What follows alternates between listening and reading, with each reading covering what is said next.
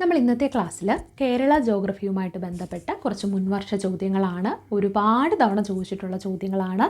നമുക്ക് സമയം കളയാതെ ക്ലാസ്സിലേക്ക് കടക്കാം. പ്രാചീന കാലത്ത് ചൂർണി എന്നറിയപ്പെട്ട നദി ഏതാണ്? പ്രാചീന കാലത്ത് ചൂർണി എന്നറിയപ്പെട്ടത് പെരിയാറാണ് കേട്ടോ. പെരിയാറാണ് പ്രാചീന കാലത്ത് ചൂർണി എന്നറിയപ്പെട്ടത്. പാലക്കാട് ചുരത്തിലൂടെ ഒഴുകിയെത്തുന്ന നദി ഏതാണ്? പാലക്കാട് ചുരത്തിലൂടെ ഒഴുകിയെത്തുന്ന നദിയാണ് ഭാരതപ്പുഴ. പ്രാചീന കാലത്ത് ബാരിസ് എന്നറിയപ്പെട്ട നദി ഏതാണ്? പ്രാചീന കാലത്ത് ബാരിസ് എന്നറിയപ്പെട്ടത് പമ്പാ നദിയാണ്. കേരളത്തിൽ ഏത് നദിയുടെ തീരത്താണ് സ്വർണ്ണ നിക്ഷേപം കണ്ടെത്തിയത്? ഏത് നദിയുടെ തീരത്താണ്? ചാലിയാർ നദിയുടെ തീരത്താണ് സ്വർണ്ണ നിക്ഷേപം കണ്ടെത്തിയത്. അപ്പോൾ പ്രാചീന കാലത്ത് ചൂർണി എന്നറിയപ്പെട്ടിരുന്നത് പെരിയാറാണ്. പ്രാചീന കാലത്ത് ചൂർണി എന്നറിയപ്പെട്ടത് പെരിയാറാണ്. പ്രാചീന കാലത്ത് ബാരിസ് എന്നറിയപ്പെട്ടത് പമ്പയാണ്. പ്രാചീന കാലത്ത് ചൂർണി എന്നറിയപ്പെട്ടത് പെരിയാറാണ്. ബാരിസ് എന്നറിയപ്പെട്ടത് പമ്പയാണ്. പാലക്കാട് ചുരത്തിലൂടെ ഒഴുകിയെത്തുന്ന നദി ഏതാണ്? പാലക്കാട് ചുരത്തിലൂടെ ഒഴുകിയെത്തുന്ന നദിയാണ് ഭാരതപ്പുഴ. കേരളത്തിൽ സ്വർണ്ണ നിക്ഷേപം കണ്ടെത്തിയത് ചാലിയാറിൻ്റെ തീരത്താണ്. അപ്പോൾ പ്രാചീന കാലത്ത് ചൂർണി എന്നറിയപ്പെട്ടത് പെരിയാറാണ്. പാലക്കാട് ചുരത്തിലൂടെ ഒഴുകിയെത്തുന്ന നദിയാണ് ഭാരതപ്പുഴ. പ്രാചീന കാലത്ത് ബാരിസ് എന്നറിയപ്പെട്ടത് പമ്പാ നദിയാണ്. കേരളത്തിൽ ഏത് നദിയുടെ തീരത്താണ് സ്വർണ്ണ നിക്ഷേപം കണ്ടെത്തിയത്? ചാലിയാറിൻ്റെ തീരത്താണ് സ്വർണ്ണ നിക്ഷേപം കണ്ടെത്തിയത്. കർണാടകയിലേക്ക് ഒഴുകുന്ന കേരളത്തിലെ നദി ഏതാണ്? കർണാടകത്തിലേക്ക് ഒഴുകുന്ന കേരളത്തിലെ നദിയാണ് കബനി. കബനി. അപ്പോൾ എന്താണ് ചോദ്യം? കർണാടകയിലേക്ക് ഒഴുകുന്ന കേരളത്തിലെ നദിയാണ് കബനി. കുറുവ ദ്വീപ് സ്ഥിതി ചെയ്യുന്ന നദി ഏതാണ്? കുറുവ ദ്വീപ് സ്ഥിതി ചെയ്യുന്നതും കബനി നദിയിലാണ്. കേരളത്തിൽ ആകെ എത്ര കായലുകളുണ്ട്? കേരളത്തിൽ ആകെ 34 കായലുകളാണുള്ളത്. കടലുമായി ബന്ധപ്പെട്ട് കിടക്കുന്ന കായലുകൾ എത്ര എണ്ണമാണ്? ആ 34 കായലുകളിൽ 27 എണ്ണം കടലുമായിട്ട് ബന്ധപ്പെട്ടതാണ്. കേരളത്തിലെ ഏറ്റവും വലിയ കായൽ ഏതാണ്? കേരളത്തിലെ ഏറ്റവും വലിയ കായൽ വേമ്പനാട്ട് കായലാണ്. കേരളത്തിലെ ഏറ്റവും വലിയ കായൽ ഏതാണ്?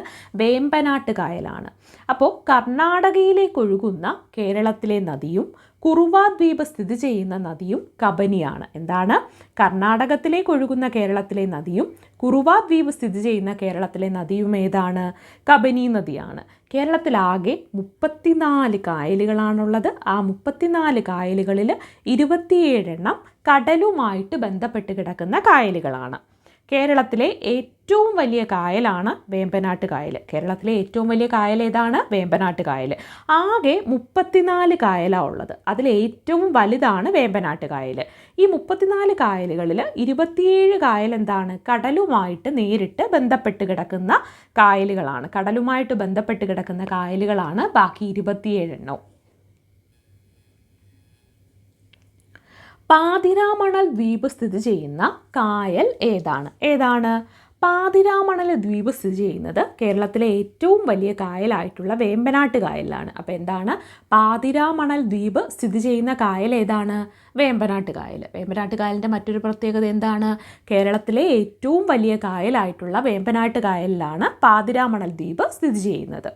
പമ്പാ നദി പതിക്കുന്ന കായൽ ഏതാണ്? പമ്പാ നദി പതിക്കുന്നതും വേമ്പനാട്ട് കായലിലാണ്. അപ്പോൾ പമ്പാ നദി പതിക്കുന്നത് വേമ്പനാട്ട് കായലിലാണ്. പാതിരാമണൽ ദ്വീപ് സ്ഥിതി ചെയ്യുന്നത് വേമ്പനാട്ട് കായലിലാണ്.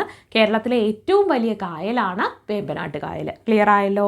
കേരളത്തിലെ ഏറ്റവും വലിയ ശുദ്ധജല തടാകം ഏതാണ്? കേരളത്തിലെ ഏറ്റവും വലിയ ശുദ്ധജല തടാകം ശാസ്താംകോട്ട കായലാണ്. ശാസ്താംകോട്ട കായലാണ് കേരളത്തിലെ ഏറ്റവും വലിയ ശുദ്ധജല തടാകം. ശുദ്ധജല തടാകമായിട്ടുള്ള വെള്ളായണി കായൽ സ്ഥിതി ചെയ്യുന്ന ജില്ല ഏതാണ്? ശുദ്ധജല തടാകമായിട്ടുള്ള വെള്ളായണി കായൽ തിരുവനന്തപുരം ജില്ലയിലാണ് സ്ഥിതി ചെയ്യുന്നത്. കേരളത്തിലെ ഏറ്റവും ഉയരത്തിലുള്ള തടാകം ഏതാണ്? കേരളത്തിലെ ഏറ്റവും ഉയരത്തിലുള്ള തടാകം പൂക്കോട് തടാകമാണ്. കേരളത്തിലെ ഏറ്റവും ഉയരത്തിലുള്ള തടാകം ഏതാണ്? പൂക്കോട് തടാകമാണ്. ഇവിടെ ശ്രദ്ധിക്കേണ്ടത് പാതിരാമണൽ ദ്വീപും പമ്പാ നദി പതിക്കുന്നതും വേമ്പനാട്ട് കായലിലാണ്. അതായത് പാതിരാമണൽ ദ്വീപ് സ്ഥിതി ചെയ്യുന്നതും പമ്പാ നദി പതിക്കുന്ന കായലും വേമ്പനാട്ട് കായലാണ്. എന്താണ്? പാതിരാമണൽ ദ്വീപ് സ്ഥിതി ചെയ്യുന്നത് വേമ്പനാട്ട് കായലിലാണ്, പമ്പാ നദി പതിക്കുന്നത് വേമ്പനാട്ട് കായലിലാണ്. എന്നാൽ കേരളത്തിലെ ഏറ്റവും വലിയ കായൽ ഏതാ? വേമ്പനാട്ട് കായലാണ്. പക്ഷേ കേരളത്തിലെ ഏറ്റവും വലിയ ശുദ്ധജല തടാകം ഏതാണ്? അത് ശാസ്താംകോട്ട കായലാണ്. കേരളത്തിലെ ഏറ്റവും വലിയ ശുദ്ധജല തടാകം. മറ്റൊരു ശുദ്ധജല തടാകമാണ് വെള്ളായണിക്കായൽ. ആ വെള്ളായണിക്കായൽ സ്ഥിതി ചെയ്യുന്നത് തിരുവനന്തപുരം ജില്ലയിലാണ്. കേരളത്തിലെ ഏറ്റവും ഉയരത്തിലുള്ള തടാകം ഏതാണ്? കേരളത്തിലെ ഏറ്റവും ഉയരത്തിലുള്ളത് പൂക്കോട് തടാകമാണ്. മലകളും കുന്നുകളും ഏറ്റവും കുറഞ്ഞ കേരളത്തിലെ ജില്ല ഏതാണ്? കേരളത്തിലെ ജില്ലകളിൽ, കേരളത്തിൻ്റെ 14 ജില്ലകളിൽ മലകളും കുന്നുകളും ഏറ്റവും കുറവുള്ളത് ആലപ്പുഴ ജില്ലയിലാണ്. അതുപോലെ തന്നെ റിസർവ് വനപ്രദേശം ഏറ്റവും കുറവ് എവിടെയാണ്? അതും ആലപ്പുഴ ജില്ലയ്ക്കാണ്. അപ്പോൾ എന്താണ്? മലകളും കുന്നുകളും ഒക്കെ ഏറ്റവും കുറഞ്ഞ ജില്ല ആലപ്പുഴയാണ്. റിസർവ് വനപ്രദേശം ഏറ്റവും കുറവ് എവിടെയാണ്? അതും ആലപ്പുഴയാണ്. ഏറ്റവും കൂടുതൽ കുടിൽ വ്യവസായമുള്ള കേരളത്തിലെ ജില്ലയാണ് ആലപ്പുഴ. അപ്പോൾ എന്തൊക്കെയാണ് ആലപ്പുഴയുടെ പ്രത്യേകത? മലകളും കുന്നുകളും ഏറ്റവും കുറഞ്ഞ ജില്ലയും ആലപ്പുഴയാണ്. റിസർവ് വനപ്രദേശം ഏറ്റവും കുറഞ്ഞ ജില്ലയും ആലപ്പുഴയാണ്. ഏറ്റവും കൂടുതൽ കുടിൽ വ്യവസായമുള്ള ജില്ലയും ആലപ്പുഴയാണ്.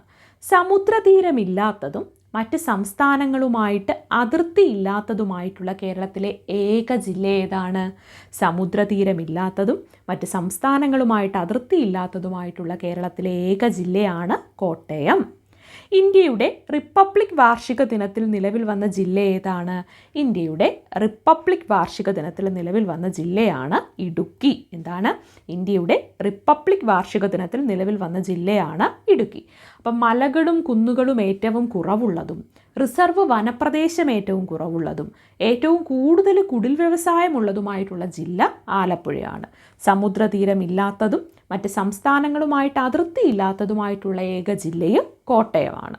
ഇന്ത്യയുടെ റിപ്പബ്ലിക് വാർഷിക ദിനത്തിൽ നിലവിൽ വന്നത് ഇടുക്കിയാണ്.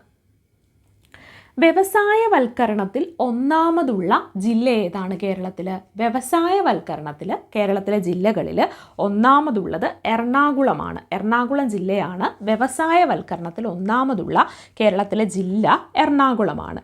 2 സംസ്ഥാനങ്ങളുമായിട്ട് അതിർത്തി പങ്കിടുന്ന കേരളത്തിലെ ഏക ജില്ല ഏതാണ്? 2 സംസ്ഥാനങ്ങളുമായിട്ട് അതിർത്തി പങ്കിടുന്ന കേരളത്തിലെ ഏക ജില്ല വയനാടാണ്. കടൽ തീരം ഏറ്റവും കൂടുതലുള്ള ജില്ല ഏതാ? കേരളത്തിലെ ജില്ലകളിൽ കടൽ തീരം ഏറ്റവും കൂടുതലുള്ളത് കണ്ണൂർ ജില്ലയ്ക്കാണ്. അപ്പോൾ കടൽ തീരം ഏറ്റവും കൂടുതലുള്ള ജില്ലയാണ് കണ്ണൂർ. കണ്ടൽക്കാടുകൾ ഏറ്റവും കൂടുതലുള്ള കേരളത്തിലെ ജില്ലയും കണ്ണൂരാണ്. കടൽ തീരം ഏറ്റവും കൂടുതലുള്ള ജില്ലയും കണ്ടൽക്കാടുകൾ ഏറ്റവും കൂടുതലുള്ള ജില്ലയും കേരളത്തിൽ കണ്ണൂരാണ്. ഏറ്റവും കൂടുതൽ നദികൾ ഒഴുകുന്ന കേരളത്തിലെ ജില്ല ഏതാണ്? ഏറ്റവും കൂടുതൽ നദികൾ ഒഴുകുന്ന കേരളത്തിലെ ജില്ല കാസർഗോഡാണ്. ഏറ്റവും കൂടുതൽ നദികൾ ഒഴുകുന്ന കേരളത്തിലെ ജില്ലയാണ് കാസർഗോഡ്. കടൽ തീരം ഏറ്റവും കൂടുതലുള്ളതും കണ്ടൽക്കാടുകൾ ഏറ്റവും കൂടുതലുള്ളതും കണ്ണൂർ ജില്ലയിലാണല്ലേ. 2 സംസ്ഥാനങ്ങളുമായിട്ട് അതിർത്തി പങ്കിടുന്ന കേരളത്തിലെ ഏക ജില്ല വയനാടാണ്. വ്യവസായവൽക്കരണത്തിൽ ഒന്നാമതുള്ള ജില്ലയാണ് എറണാകുളം. ക്ലിയർ ആയല്ലോ? അപ്പോൾ ഇത്രയും ക്വസ്റ്റ്യൻസ് ആണ് നമ്മൾ ഇന്നത്തെ ഒരു ക്ലാസ്സിൽ നോക്കുന്നത്. കൂടുതൽ ഇൻഫർമേറ്റീവ് ആയിട്ടുള്ള കാര്യങ്ങളുമായിട്ട് നമുക്ക് അടുത്ത ക്ലാസ്സിൽ കാണാം.